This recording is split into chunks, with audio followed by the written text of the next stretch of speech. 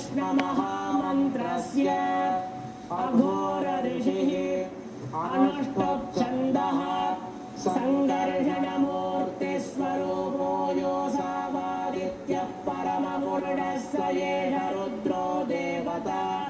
नमः शिवायेति बीजम् शिवतरायेति शक्तिः महादेवायेति कीलकम् श्रीसाम्ब सदाशिवप्रसाद सिद्ध्यर्थे जपे विनियोगः।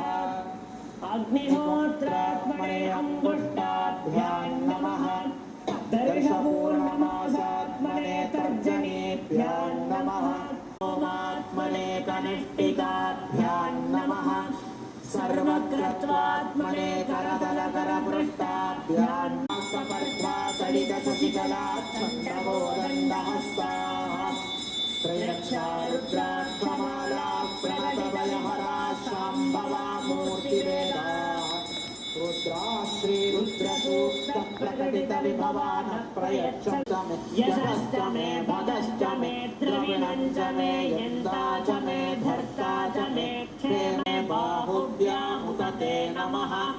यात यशः शिवतमा शिवं बभूव ते तनुः शिवा शरव्या यादवतयानो नृभञ्जते याते हेतिर्मेरुष्टमहस्ते बभूव ते धनुः तयास्मान् विश्वतस्त्वमयक्ष्मया परिबुध्वनो हेतिरस्मान् वृणक्तु विश्वतः।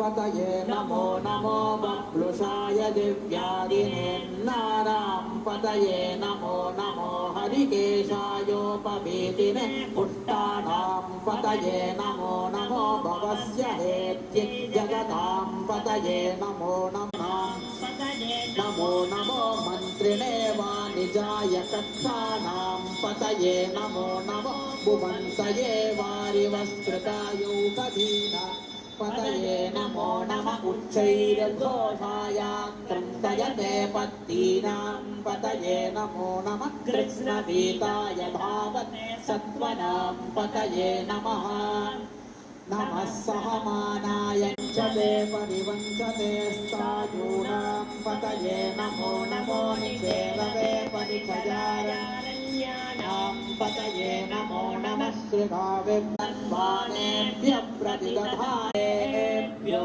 प्रातपदेभ्यस्तवो नमो रथपदेभ्यः वन्याय च कट्याय नन्याय च नमो मनसाय रुद्रं नमो।